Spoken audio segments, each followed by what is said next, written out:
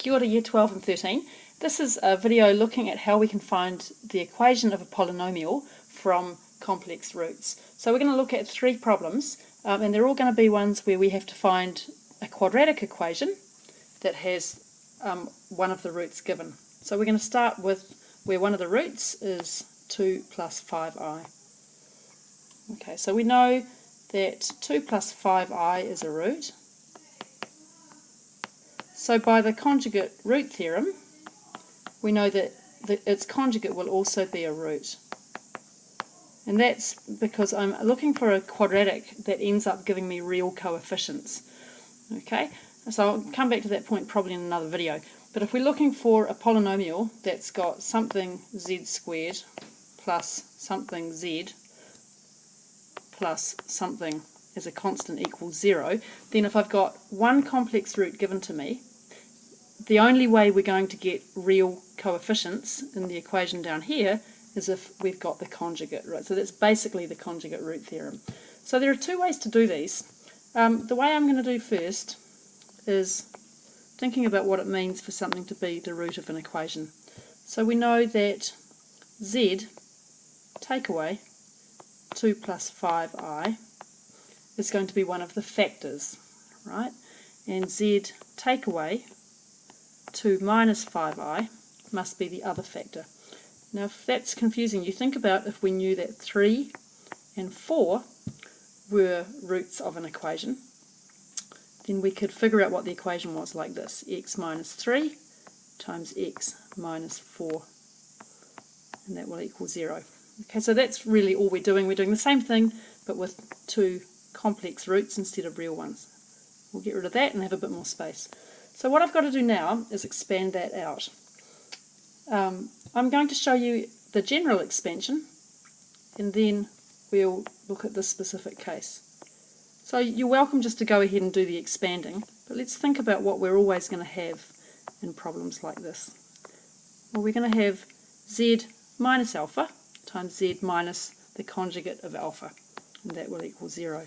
So when I expand, I'll get z squared minus alpha z minus the conjugate of alpha times z plus alpha squared equals 0. So it will look like this.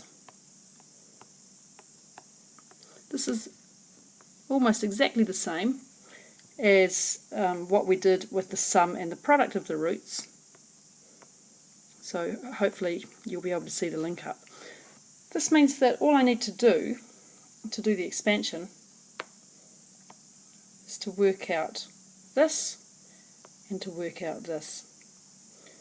So what do we have for alpha plus its conjugate? Well, you can see it up here. We can just add those two up and we get 4. That's the whole point of having the conjugate in there. Right, so alpha plus alpha conjugate is equal to 4. What about alpha times its conjugate? Well, that's going to be this here. And that expands to give me 4 plus 25. Right? If you're not sure on that one, go and watch an earlier video on basic complex multiplication. So that's equal to 29. Right, so that means that I've got my equation by coming back to this bottom line here. All I've got to do now is substitute in 29 and a negative 4. So I'll do that on a new slide. So we get z squared minus 4z plus 29 equals 0. Now I'm going to do that the slightly slower and clunky way, which is like this. So z minus 2 plus 5i times z minus 2 minus 5i. And that needs to equal 0. So we get z squared, doing those two, minus 2 plus 5i z minus 2 minus 5i z here, plus 2 plus 5i 2 minus 5i, and that equals 0. So now that gives me z squared minus 4z, right, because I'll put an intermediate line in here.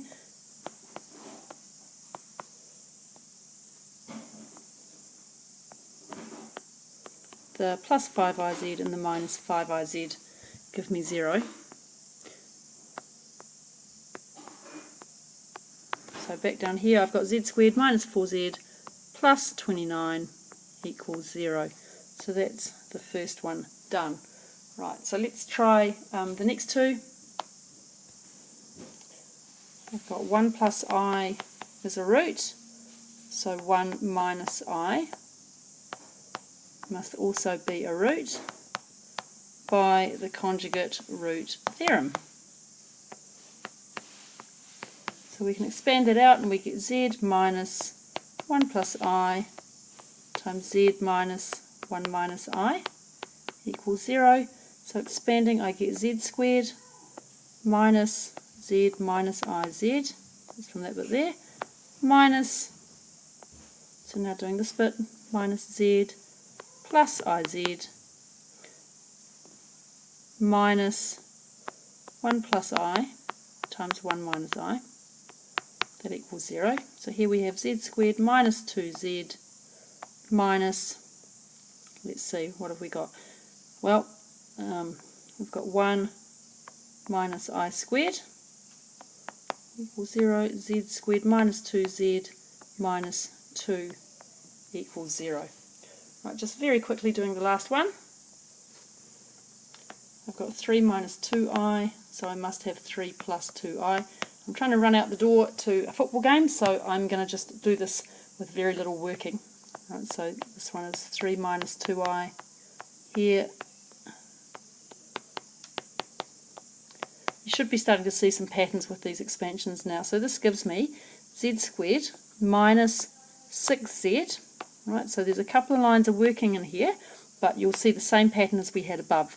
The complex, the imaginary part of the complex numbers all adds up to 0. So we get z squared minus 6z plus, let's do this bit a bit more slowly, so it's going to be 9 minus 4i squared.